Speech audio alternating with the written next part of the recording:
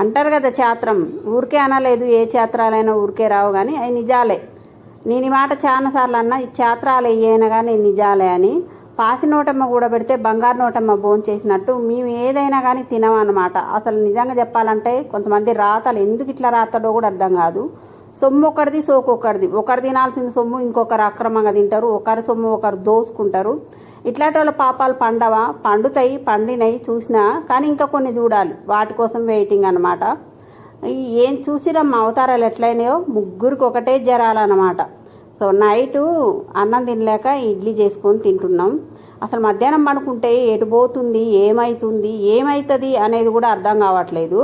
అందులో మా పిల్లలకి స్కూల్ స్టార్ట్ అయినాయి, ఒక్కరికి కూడా ఒంట్లో ఓపిక లేకుండా అయిపోతుంది. అసలు ఈ ఓపిక లేకుండా అయిపోవడం ఏంటి, ఇదంతేంది ఆలోచించుకుంటే మాత్రం అసలు ఏంటి అనేది కూడా అర్థం కావట్లేదు. ఓకేనా, బాయ్ మరి.